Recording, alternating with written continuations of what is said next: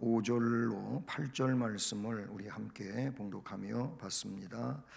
이 교훈의 목적은 청결한 마음과 선한 양심과 거짓이 없는 믿음에서 나오는 사랑이거늘 사람들이 이에서 벗어나 헛된 말에 빠져 율법의 선생이 되려 하나 자기가 말하는 것이나 자기가 확증하는 것도 깨닫지 못하는도다.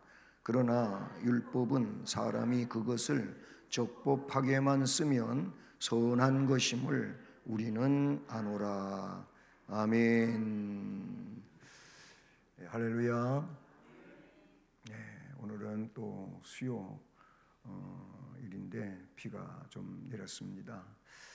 비 오는 수요일에도 변함없이 주의 성전에 나오시고 또 예배하며 주님께 영광 돌리는 여러분 모두에게 이 시간도 주님의 위로하심과 은혜롭게 하심과 복되게 하시는 역사가 함께 하기를 우리 주님 이름으로 축복합니다.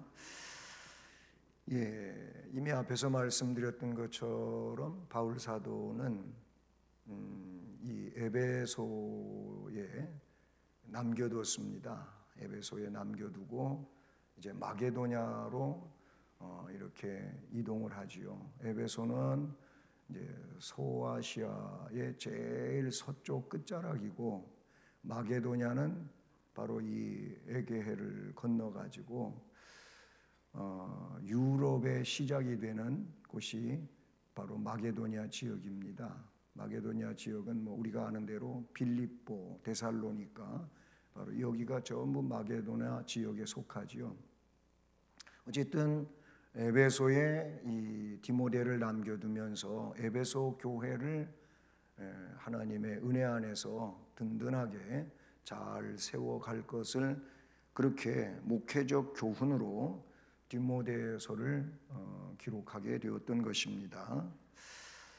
근데 오늘 말씀 앞에 지난 시간에 우리가 보았던 것처럼 그런데 이 에베소 교회에는 문제가 있었어요.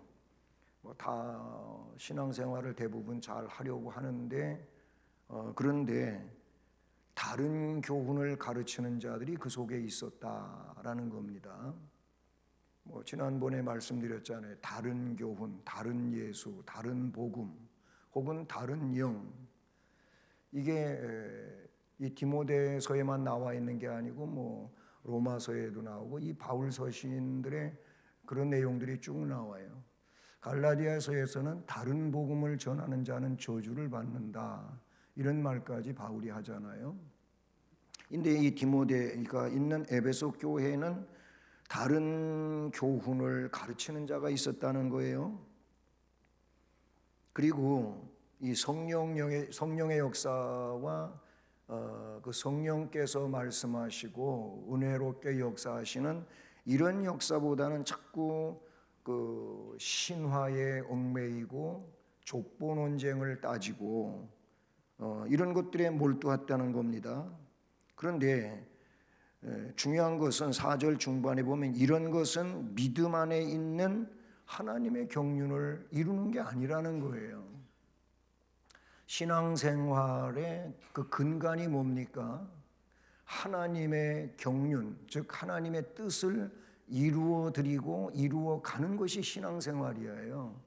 내 뜻을 이루는 게 결코 아니잖아요. 주님도 성자 예수 그리스도도 겟세마네 동산에서 최후의 기도를 드리실 때 그 자기의 그 인간적인 측면에서는 그 고난의 잔이 자기한테서 좀 지나가는 것이 원함이었지만 그러나 나의 원대로 마옵시고 아버지의 원대로라는 그런 기도의 최종적인 내용에 담고 있어요. 우리도 마찬가지죠. 우리가 기도도 할 수 있고 소원도 가질 수도 있고 이런저런 원하는 것들이 있을 수 있겠지만은 이게 하나님 뜻에 맞아야 되는 거지. 하나님의 뜻에 맞지 않으면은 그거는 결국 이루어질 수도 없는 것이고 문제거리가 될 수밖에 없다. 그래서 우리는 기도하고 기도의 말미에 아버지 하나님의 뜻대로 합력하여 선을 이루어 주시기를 원합니다. 이런 기도를 꼭 넣는 것이 좋다. 제가 말씀드리지 않았습니까? 그냥 내 생각과 내 뜻만 하나님 앞에 기도하고 끝맺어 버리면 안 돼요. 하나님은 주권자고 하나님의 뜻이 반드시 이루어지게 되어 있거든요. 그래서 하나님의 선하신 뜻, 하나님의 뜻은 선하신 뜻이니까 하나님의 선하신 뜻대로 이루어지기를 원하나이다 하고 예수 그리스도의 이름으로 기도드립니다 하고 마치라고 그런 말씀을 드렸었는데요. 어쨌든 이런 다른 교훈, 즉 신화에 얽매이고 끝없는 족보 논쟁을 일삼고 이런 것은 믿음 안에 있는 게 아니라는 거예요. 믿음 밖에 있는 것들이고 하나님의 경륜을 이름보다는 도리어 말싸움이 된다. 변론을 낸다고 거기 말하고 있는데 말싸움이 된다 이거예요. 그러면서 이제 오늘 5절에 이 교훈의 목적은 하고 교훈의 목적에 대하여 말씀하고 있지요. 성경은 전부 다 뭡니까? 교훈이에요, 교훈. 예. 그래서 오늘 제목은 교훈. 네, 이 교훈의 목적. 자, 그래서 일대지도 동일하게 제목과 같은 대지를 정했어요. 예, 교훈. 예, 교훈의 목적. 여기 교훈이 나오는데 교훈, 성경 자체가 하나님이시고 하나님의 뜻이고 동시에 그것은 하나님이 우리를 교훈하고 계신다. 이렇게 보시면 되는 거예요. 그래서 뭐 크게 두 가지잖아요. 성경은 하나님의 교훈으로서 하지 말아야 될 것이 있고 해야 될 것이 있어요. 크게는 두 가지예요. 뭐 613가지의 율법 조항이 있다는 말씀을 드렸잖아요. 그것도 적극적인 법과 소극적인 법으로 그렇게 나뉘어진다 그랬어요. 근데 이거 613가지가 함축되어 있는 게 뭐냐면 10계명이에요. 10계명. 근데 10계명을 보면 그 내용 가운데 역시 할 것과 하지 말아야 될 것으로 나뉘어지잖아요. 예를 들어 1계명을 보면 나 외에 다른 신을 섬기지 말라. 하지 말아야 될 거예요. 예를 들어 3계명을 여러분들이 보시고 4계명을 보시면 예를 들어 4계명 그래요. 안식일을 기억하여 거룩하게 지키라 하라 그거예요. 안식일을 거룩하게 지키라고 말하고 있으니까 하라와 하지 말라. 5계명 네 부모를 공경하라. 6계명 살인하지 말라. 7계명 간음하지 말라. 이런 식으로 하지 말아야 될 것과 할 것으로 나눠요. 하나님의 말씀, 교훈이라는 건데 바로 이 교훈의 목적이 오늘 5절 말씀에 나타나고 있단 말이죠.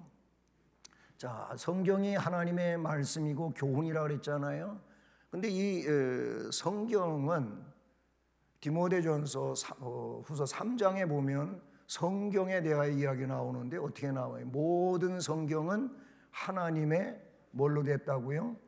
감동으로 됐어요. 이 감동이 하나님의 감동이에요. 여기서 하나님의 감동은 다른 말로 이야기하면은 성령의 역사예요, 역사. 성령이 기록자에게 역사하셔서 그에게 감동을 주셔서 우리가 성경에 대해서 믿는 그 내용은 뭡니까?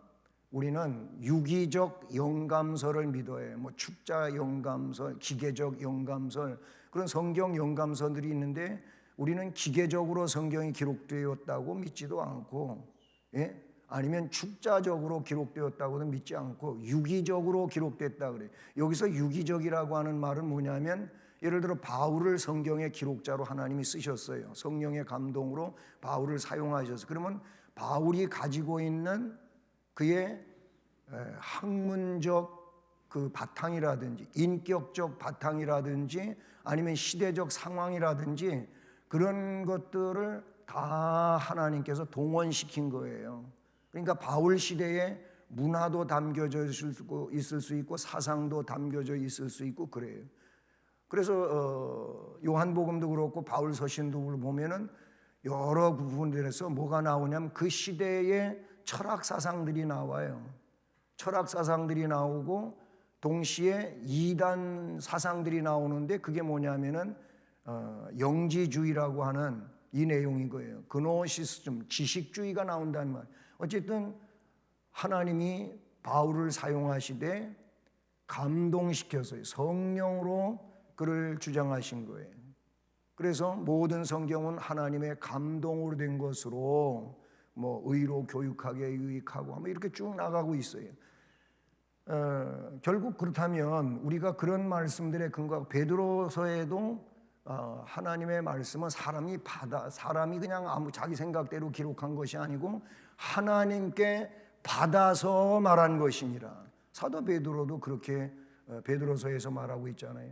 그러면 오늘 말씀도 마찬가지예요. 오늘 말씀에서 이제 이 교훈의 목적은 바울이 성령의 감동에 의해 가지고 즉 성령의 역사에 의해 가지고 지금 이 말씀이 기록되어지고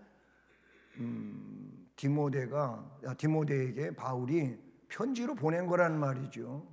근데 그 편지가 목회 서신으로 디모데 전서가 되고 디모데 후서가 됐다고 한다면 결국 뭐예요? 이 교훈의 목적은 바울이 원하는 목적이 아니라는 거예요. 바울이 원하는 목적이 아니고 누가 원하는 목적이냐면은 하나님이 교회를 향한 목적인 거예요. 여기서 교회라고 하는 것은 이런 공동체적 단위에서는 교회가 되겠지만 개인적으로 볼 때는 나인 거예요. 우리인 거예요. 각자가 지금 하나님이 나에게 이 시간 옛날에는 바울이 디모데에게 했듯이 이제 그 기록된 말씀이 오늘 목회자를 통해서 나에게 하나님이 지금 말씀하고 있고 교훈하고 계신다. 이렇게 믿으면 이것이 복이 될 줄로 믿는 것입니다. 말 그대로 성경은 하나님의 감동으로 기록이 되어서 그 시대만이 아니고 오고 가는 모든 세대 가운데 주님 다시 오실 때까지 교회를 향한 하나님의 교훈이 된다라고 볼 수가 있어요. 근데 그 교훈의 목적으로서 첫 번째 내용이 청결한 마음으로 나와요. 여기 청결한 마음. 네, 청결한 마음이라고 그렇게 나오지요. 이 내용은 원어에서 카다로스라고 하는 단어를 썼어요. 우리는 청결한 이렇게 번역됐는데 이 카다로스는 깨끗함, 네? 또 하나는 순결함 이런 의미를 담고 있어요. 이 카다로스라고 하는 단어가 우리는 번역이 저렇게 청결이라 그러니까 청결함도 맞고 깨끗하다, 순결하다라는 내용을 담고 있습니다. 그러면 여기서 어떤 그 내용과 관계해서 이렇게 쓰였냐면은 욕심이라고 하는 것을 염두에 두고 있다는 거예요. 욕심은 뭡니까? 욕심은 청결하지 못한 거예요. 또 동시에 깨끗하지도 아니하며 순결하지도 않은 게 욕심이에요. 욕심이 왜 그런 겁니까? 욕심은 그 궁극적인 목적이 하나님같이 되는 거예요. 아니면 욕심이라고 하는 것은 하나님 말고도 된다 이거예요. 이게 욕심이에요. 그러니까 제일로 먼저 나타난 욕심이 하와에게서 비롯되지 않습니까? 물론 그것은 사탄이 하와에게 가져다 준 거예요. 하와가 이 욕심 때문에 결국은 사탄의 말을 듣게 되지요. 사탄이 하와에게 집어넣어 준 욕심이 뭡니까? 하나님같이 된다는 거예요.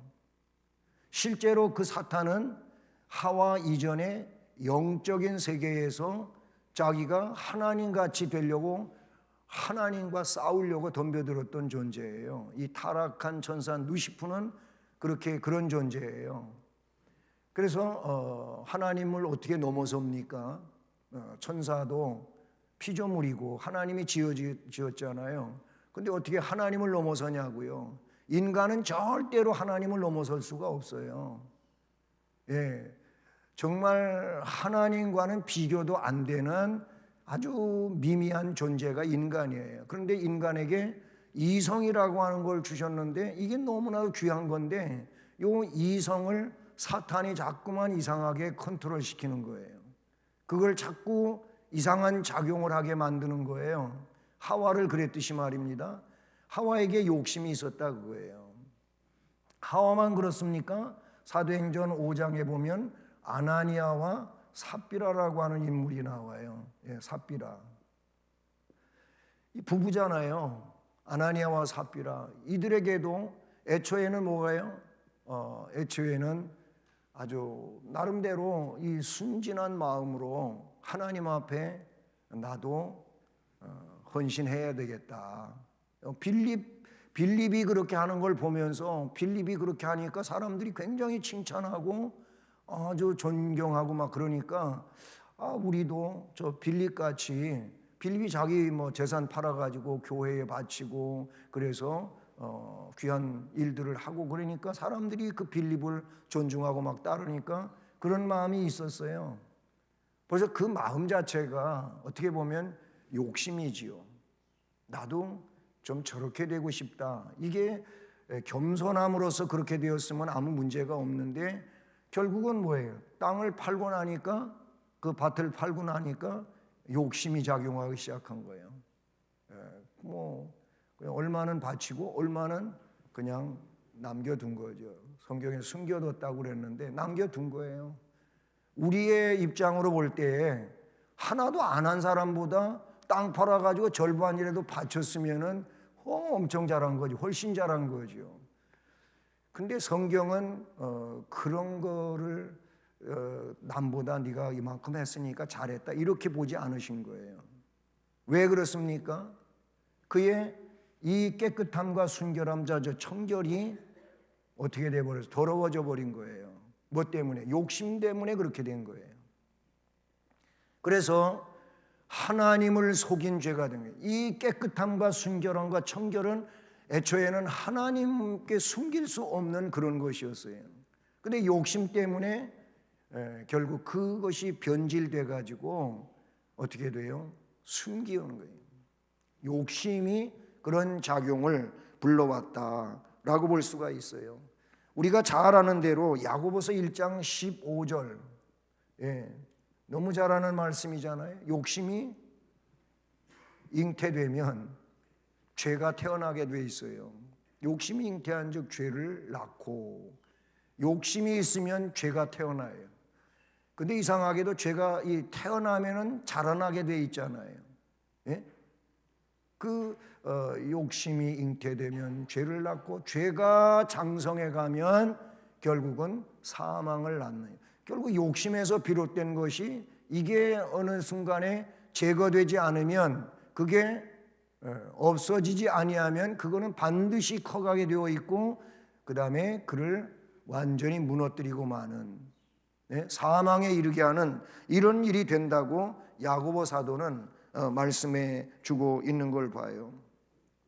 욕심을 버릴 때 사람은 아름다운 모습을 갖추게 되고요. 그리고 여유가 있어져요. 여유가 있어져요. 예수께서 이런 말씀을 하셔서 한 사람이 두 주인을 섬길 수가 없다. 마태복음 6장 24절에 기록된 말씀인데, 여기서 사람은 하나인데 그 사람이 두 주인을 섬길 수 없다. 하나님과 물질을 겸하여 섬길 수 없다. 그렇게 말하고 있어요. 주님이 하신 말씀이에요. 주께서 하신 말씀인데 우선순위의 문제를 이야기할 때 그가 물질이 중심이 됐으면 그에게는 하나님이 밀려날 수밖에 없다는 거예요. 그래서 주님이 요구하시는 건 뭐냐면 하나님을 제일로 섬겨라. 그러면 물질이 따라올 수가 있어요. 물질이 따라올 수가 있어요. 근데 물질이 중심이 돼가지고 하나님을 밀어내면 두 가지 다 잃어버리는 거예요. 결국은 가서 두 가지 다 잃어버려요. 하나님은 선하신 하나님이고 복 주시는 하나님이에요. 그래서 하나님이 우선시 되어지고 중심이 되면 그렇게 하나님을 섬기는 사람에게 다른 것들을 따라 붙게 만드시는 거예요. 근데 여러분, 하나님을 밀어냈다, 그래서 물질주의가 돼버렸다, 그 물질을 얻은 것 같지만 나중에 보면은 하나님도 잃어버린 자고 그 물질도 하나님이 다 없어지게 하는 거예요. 뭐 궁극적인 차원에서 보면 그런 사람이, 하나님 무시하고 물질을 중심으로 산 사람이 천국 백성 되겠느냐? 그럴 수 없는 거죠. 예? 여러분, 헌금을 하고도 기쁘고 행복한 사람들이 있어요. 어째서 그렇게 되는 겁니까? 물질보다도 하나님을 더 사랑했기 때문에 그런 거예요. 물질을 사랑하면서 헌금을 하다가 보면 인색함도 드러날 수가 있고 그래서 제대로 하지도 못하는 이런 상황이 벌일 수밖에 없는 거예요. 자, 우선 교훈의 목적은 청결한 마음을 갖게 하고자 하는 거다. 예, 우리는 청결한 마음을 가져야 되겠죠.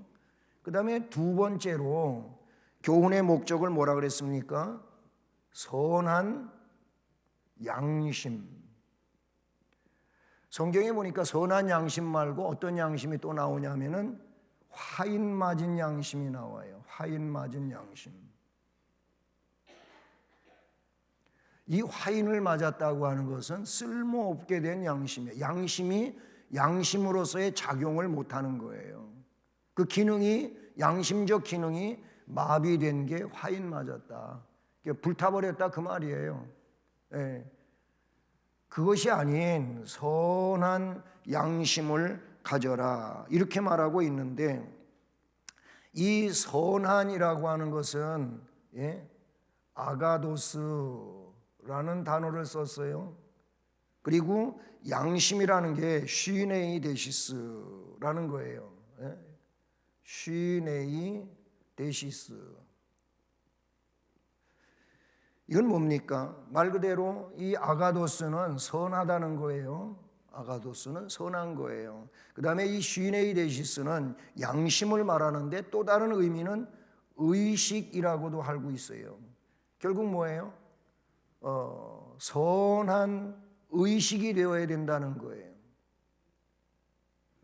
내가 뭔가를 하고자 할 때 이게 선한 의식이 돼야지, 그 하고자 하는 것이 저 선하지 아니하고 악한 의식이 돼버리면 이건 사탄의 것이에요.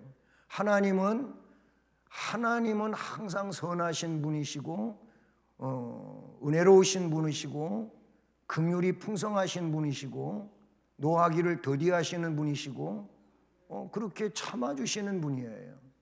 하나님은 그런 하나님이에요.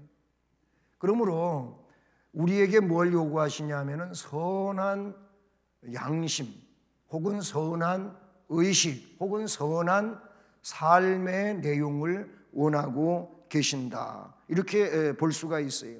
그럼 뭐 여기서 선한 양심이라고 하는 것은 떳떳한 거예요. 예? 여기서 떳떳하다고 하는 이 말은 어떤 의미에서 보게 되면은 그냥 사람들한테 뻔뻔해가지고 떳떳한 그런 게 아니고 자기가 사실이 그렇다는 거지요. 그러니까 사실이 그렇기 때문에 더 이상 이게 뭐 숨길 것도 없고 가릴 것도 없고 나는 이런 존재입니다. 그게 옳은 것에 대하여만 그런 게 아니고 자기가 잘 못한 것에 대해서도 그렇게 자기를 표현할 수 있는 거, 이게 뭐예요? 이게 떳떳한 거예요. 떳떳한 거잖아요. 우리 많이 알고 있고 들은 얘기지만은 자기가 뭔가 붙잡혀갈 만한 잘못이 있는 사람이면은 경찰이 그렇게 무서운 거예요. 그리고 절대로 지구대 앞을, 요즘은 지구대라 그러잖아. 옛날엔 파출소라 그랬는데 지구대 앞 그런 쪽으로는 안 가요. 거긴 경찰들이 항상 왔다 갔다 하는 데이기 때문에 자기 인상 차기가 혹 어디에 알려지지는 않았을까, 나를 보고 알아보면 어떡할까. 그래, 절대 그런 데 안 가요. 저 길 가다가도 경찰이 저기서 오면은 이쪽 골목으로 싹 가버리는 거예요. 맞닥뜨리지 않는 거예요. 근데 잘못이 없는 사람, 떳떳한 사람은 경찰이거든 검찰이거든 뭐 아무 상관도 없지요. 그렇잖아요. 그게 떳떳이에요. 그게 떳떳이에요. 뻔뻔해서가 아니고 잘못이 없으니까. 이게 뭐냐?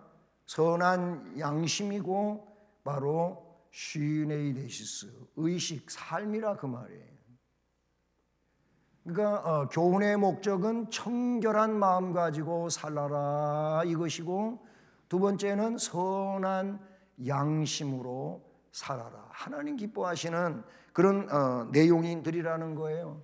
자, 그러면서 세 번째 내용을 거기에 이야기하고 있는데 거의 비슷비슷한 얘기 같잖아요.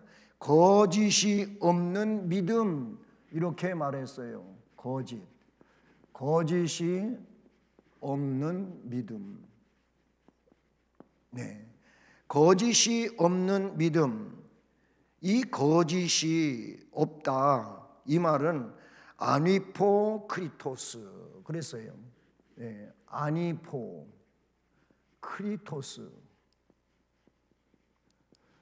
이 아니포 크리토스는 진정한, 아니면 성실한, 그런 뜻이에요. 거짓이 없다고 하는 이 자체가 아니포 크리토스라고 하는 단어인데 진정성이 있다 그거예요. 그리고 성실성이 있다 그 말입니다. 그리고 믿음이라고 하는 것은 피스티스 그 단어 많이 들어보셨잖아요. 예, 그건 말 그대로 믿음이에요. 믿음. 자, 그런데 여러분, 우리가 지나치게 남을 의식하거나 아니면 사람들 앞에 좀 좋은 모습만 보이려고 하다가 보면 거기에는 과장이라고 하는 내용이 등장해요. 과장. 예? 이 과장. 과장을 하면은 없는 것인데도 있는 것처럼 하는 거예요. 그런 내용 속에 여러 가지 많이 등장할 수가 있잖아요. 포장도 되고 위장도 되고 그래요. 이런 얘기하다 보니까 여자분들 화장은 다 누구나 해야죠. 이쁘게 아름답게 해야죠. 그렇죠? 화장 안 하면 안 돼요. 화장하셔야지. 하는 건 맞는데, 그런데 여러분 위장은 하지 마세요. 예? 여기 위장이라고 하는 게 나오잖아요. 과장, 위장, 포장, 이런 것들. 그래가지고 화장이 안 한 거를 매너리라고도 하고 쌩얼이라고도 하더라고요. 그런데 그때하고 화장을 안 한 상황하고 딴 사람이 돼버리면은 이거 좀 뭔가 이제 문제가 있잖아요. 그런 거는 여기에 속하는 거예요. 맨 얼굴이올지라도 화장할 때하고 화장기 있을 때하고 그 근본은 같은 거예요. 그렇죠? 그런데 화장을 해서 더 이쁘게 보이지요. 그런데 이렇게 위장을 한 것처럼 돼버리면 속이는 것 같은 거예요. 화장에 빗대서 말해서 좀 죄송하지만은 여러분, 우리 신앙생활을 하여 나갈 때 거짓이 없어야 돼요. 왜 그러냐면 우리가 사람과 사람 사이 속에서는 이게 그래도 뭔가 통할 수 있는 부분이 없지 않아 있겠지만은 하나님 앞에는 이게 아무 의미가 없어요. 하나님은 내 외형적인 것을 아시기 전에 내 중심을 아시는 거예요. 그래서 나는 외모를 보고 택하는 여호와가 아니고 중심을 본다. 중심을 본다 그랬어요. 감찰하시는 하나님이라 그랬어요. 군대에서요, 이 감찰본부 사람들이 굉장히 무서운 존재예요. 군대에서. 그래서 감찰 나온다고 하면은 난리 나는 겁니다. 그러면은 평소 하던 것 같이 막 그냥 안 하고 이상하게 깨끗하게 만들어 놓고 아주 잘하는 것처럼 막 그러지 않아요. 근데 감찰해서 나온다고 하는 거는 뭔가 이상한 부분을 감지한 거예요. 감지한 거예요. 그러니까 지금 뭔가를 잘 해놓는다고 그게 없어지는 게 아니고 이미 잘못된 것에 대하여 감지했기 때문에 그거를 사실 조사하기 위해서 감찰본부에서 나오는 거예요. 뭐 그거 가지고 이 얘기했는데 지금 아무리 잘해놨어도 벌써 있었던 일 가지고 사람 다 거기 관계된 사람들을 불러가지고 하나하나 취조를 하게 되지 않습니까? 그럼 드러나는 거예요. 드러나게 된다. 하나님은 감찰하시는 하나님이에요. 그러니까 하나님 앞에 우리는 거짓이 없는 믿음이 있어야 돼요. 바울 사도가 디모데에게 지금 에베소 교회 목회하면서 이런 일들로 목회를 해나갈 때 하면서 교훈을 목적하고 있어요. 교훈의 목적이 있다. 교훈을 하고 있는데 그 목적이 오늘 5절 말씀해 보니까 청결한 마음을 갖게 해라. 선한 양심으로 신앙생활하게 하라. 거짓이 없는 믿음으로 살게 해라 라는 거예요. 하나님 앞에 우리가 꾸밈이 없어야 돼요. 찬송가 214장 3절에도 내 힘과 결심 약하여 늘 넘어지기 쉬우니 주 이름으로 구원해 날 받아주소서. 내 모습 이대로 주 받으시옵소서. 그런 찬송 가사로 이어져 가지 않습니까? 내 모습 이대로 주님 받아. 이게 솔직한 거예요. 그런 하나님 앞에 믿음 생활하라, 교회 생활하라, 신앙 생활하라고 교훈하라는 거예요. 그 교훈의 목적은 여기에 있는 거지 다른데 그 목적이 있는 것이 아니다 라고 이야기하고 있어요. 그러면서 오늘 두 가지 대지로 되어 있는데 두 번째는 뭐냐면 교훈을 벗어난 생활. 교훈. 이 교훈, 그전 성경은 이거를 경계라고 했어요. 경계. 이 교훈을 벗어났어요. 벗어난 생활. 여러분, 교훈의 목적이 있는데 교훈의 목적이 1, 2, 3이 있었어요. 그런데 그 교훈 즉 경계를 벗어난 생활을 사는 자들이 되면 안 된다는 거예요. 그런데 그런 자들이 있었다는 거예요. 에베소 교회에. 사실은 그때만이 아니고 지금 존재하고 있는 교회 가운데에도 우리가 알고 있는 것처럼 요한계시록 2장 3장에 나오는 7개의 교회 나오잖아요. 에베소, 서머나, 보가모 하면서 쭉 나오잖아요. 근데 이거를 세대주의자들은, 우리는 세대주의자가 아니에요. 우리 개혁주의는 세대주의에 속하지 않아요. 근데 이 세대주의자들은 그 7교회를 시대별로 구분을 해요. 그래서 에베소 교회는 언제적부터 언제까지, 서머나 교회는 언제부터 언제까지, 이렇게 시대적으로 분류를 하는데 그게 아니고 우리는 그러면 어떻게 그것을 해석을 하고 이해를 하느냐?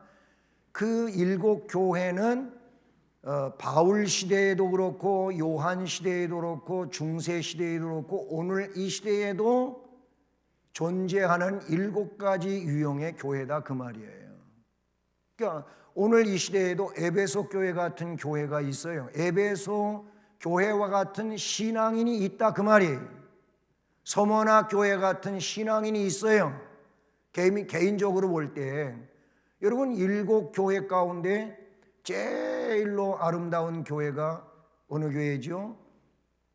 6번째 나오는 빌라델비아 교회입니다.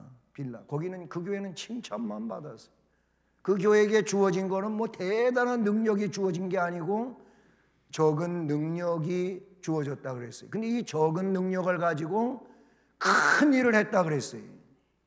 이게 굉장히 귀한 거잖아요. 여러분, 우리가 할 일은 뭐예요? 우리에게 주께서 우리에게 다 능력을 주셨어요. 그러니까 그 능력 가지고 주님을 위하여서 일을 크게 하려고 하는 자가 돼야 되는 거예요. 그러면 주님께서 그래, 네가 그거 가지고는 안 되겠구나, 능력 더 주실 것이고 할 수 있게 해주시고 그러시지 않겠어요? 네, 그런다 말이에요. 빌라델비아 교회가 가장 칭찬받은 교회고 모범적인 교회로 나와요. 그 다음에 두 번째 서머나 교회예요. 서머나 교회. 여러분 다니면서 보시면 빌라델비아 교회라고 하는 교회 간판을 볼 수가 있고 서머나 교회라고 하는 교회 간판을 볼 수 있어요. 근데 그 이하의 다른 교회 명칭들은 잘 사용이 안 돼요. 안 되는 이유가 뭡니까?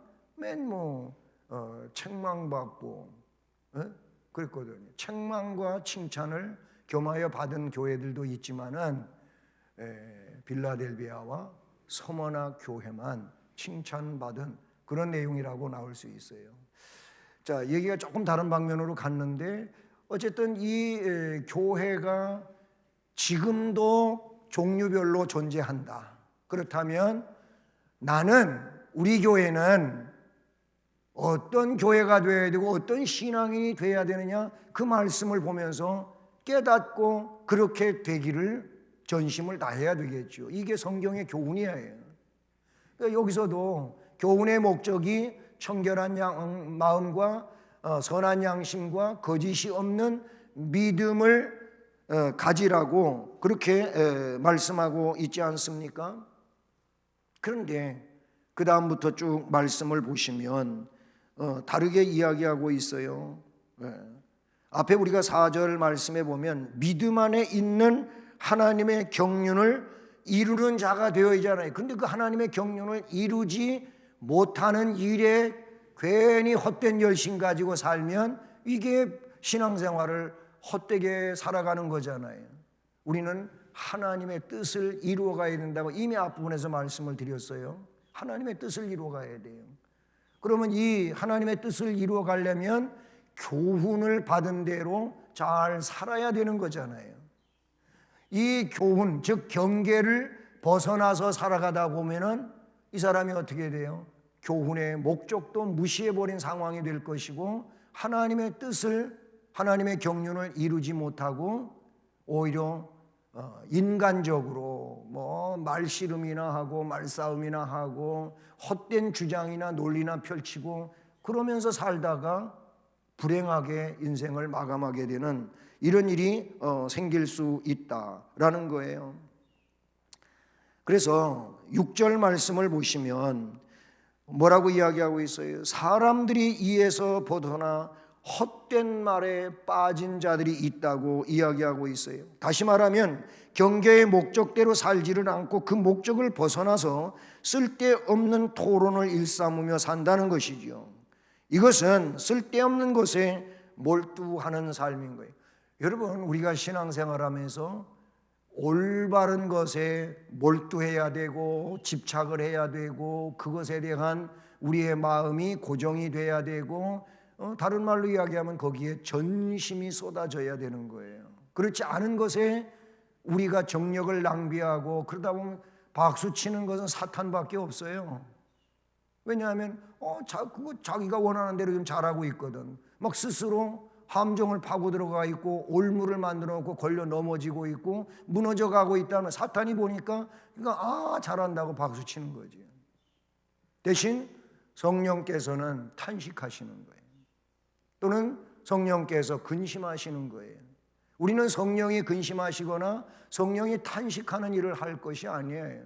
어떻게 하면 교회가 유익하고 교회가 평화로운 가운데 평온을 유지하면서 잘 부흥하고 성장할 것인가, 여기에 우리는 초점이 모아져야 된다, 그런 얘기예요.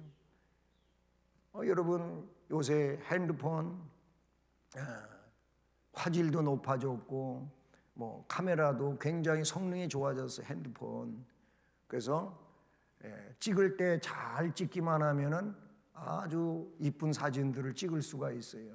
근데 아무리 좋은 그런 기능을 가지고 있는 카메라라 할지라도 찍을 때 흔들려 찍어지면은 아이고 눈 떠서 보기도 어려워요.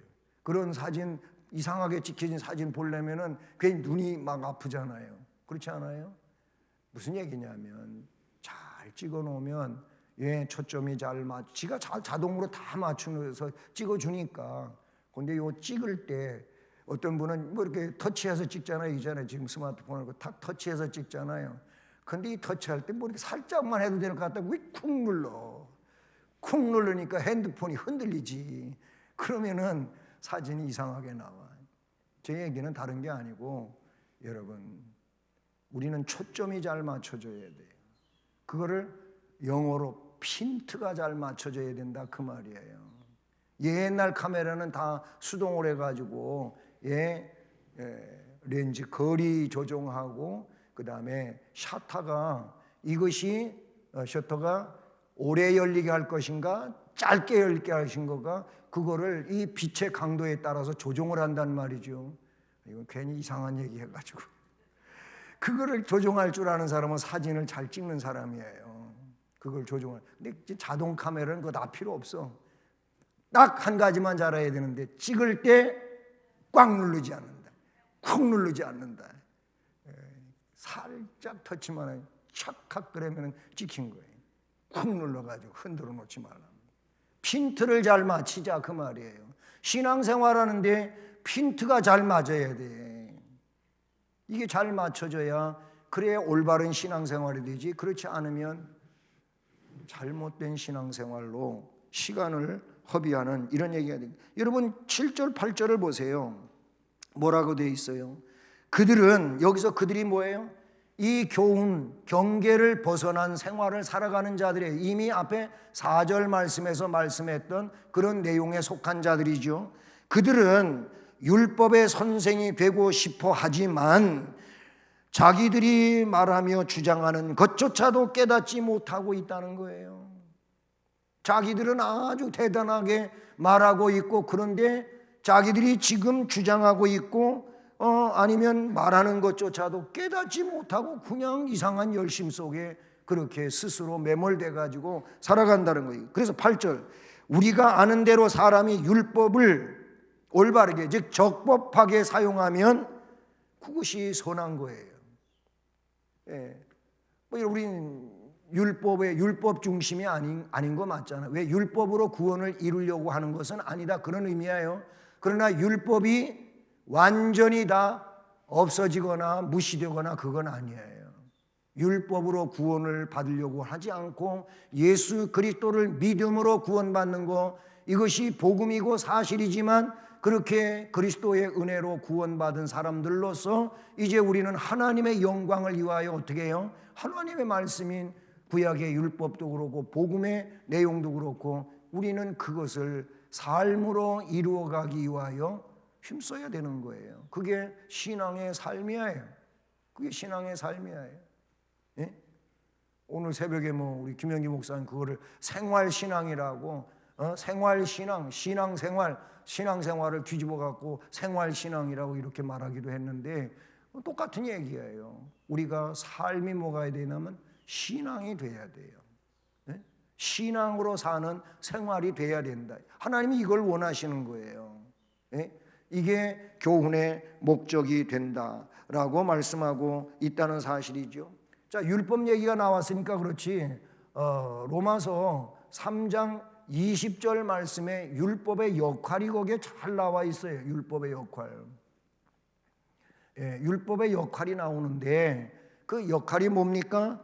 말씀해 보니까 율법의 행위로 그 앞에 의롭다 하심을 얻을 육체가 없나니 그랬어요.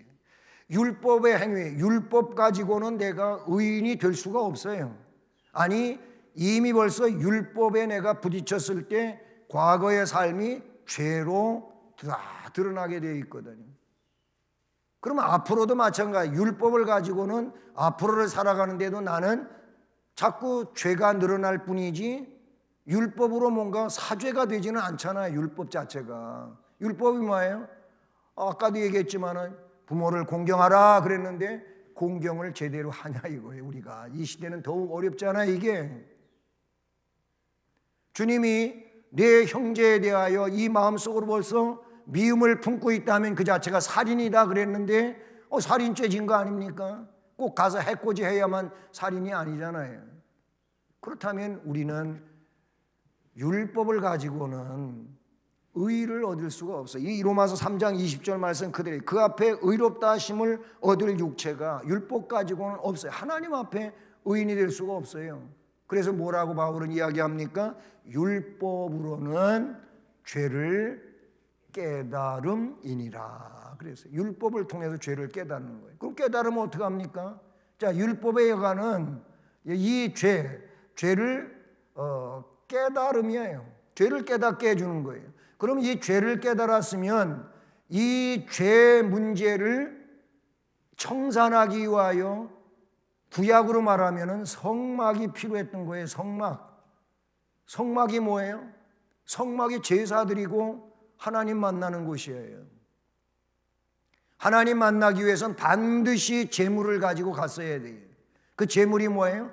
나의 죄를 속하고 혹은 하나님과 나와 화목시키는 그런 곳이. 그래서 이 성막에서는 뭐예요? 제사가 진행된다 그 말이죠. 제사를 드리고 피를 가지고 어디로 가요? 하나님 앞에 나가는 거예요. 하나님 앞에. 이게 안 되면, 제사가 없으면 이 죄가 없어지지 않는 거예요. 피 흘림이 없으면 이 죄가 없어지지 않는 거예요.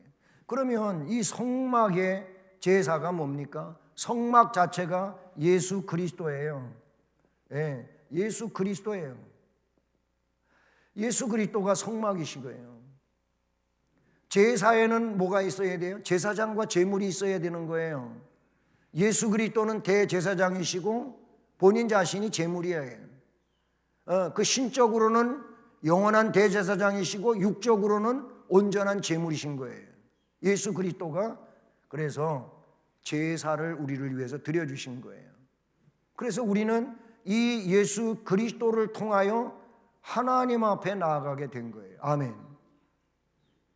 우리는 그리스도를 통해서 하나님 앞에 나아가요. 앞에도 얘기했지만 율법의 역할은 죄를 깨닫는 건데, 죄를 깨달았으면 예수를 필요로 해야 되고, 예수를 필요로 한 사람들이 하나님 앞에 나아가게 된 것이고, 이 하나님 앞에 나아가는 사람들은 이제 어떻게 해야 돼요? 하나님의 영광이 있어요. 하나님의 영광. 예. 이 하나님의 영광, 이 영광을 위해서 말씀을 지키며 살아야 되는 거예요. 하라고 한 것은 열심히 하고, 하지 말라고 한 것은 자꾸 안 해가면서, 줄여가면서, 그렇게 해서 뭘 이루는 거예요? 성화를 이루는 거예요. 성화. 거룩한 삶으로 변화되어 가는 거예요. 예수를 믿으면서 자꾸자꾸 성화되어 거룩한 사람으로 변화가는 것이, 이것이 성령이 할 수 있도록 우리를 도와주시는 줄로 믿습니다. 우리가 하는 게 아니에요. 성령께서 우리에게 역사하심으로 하는 일이기 때문에, 그러니까 우리는 뭐 해야 돼요? 성령을 사모해야 되고, 성령으로 충만해야 되고, 안 그러면은 성령이 나를 지배하지 않으면 우리는 어떤 존재가 되냐면 이성적 존재가 되는 거예요.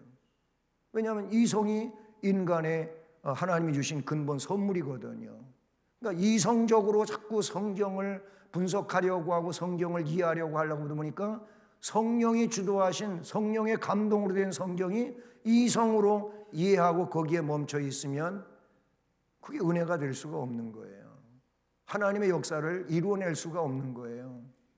그래서 우리는 이성이 분명히 귀중한 것이지만 성령 하나님을 항상 사모하고 그 성령으로 충만해져 가면서 성령에 의하여 이 이성도 어떻게 컨트롤 당하고, 그래서 하나님이 기뻐하시는 일들을 이루어 간다면 이게 교훈의 목적이에요. 성경의 목적을 이루는 거예요. 오늘도 하나님의 말씀이 우리에게 주어졌으므로 이 말씀에 따르는 목적을 우리가 이루어감으로 우리 안에서, 우리 교회 안에서 하나님의 역사가 이루어져가는 은혜로움이 함께하기를 주님의 이름으로 축복합니다. 은혜로우신 하나님 아버지 감사합니다. 오늘도 우리에게 수요 예배로 하나님께 영광 돌리게 해주시고 주의 말씀을 받으면서 이제 하나님께서 주신 말씀, 즉 교훈, 이 교훈의 목적이 무엇인가를 우리에게 가르쳐 주시니 감사합니다. 그렇습니다.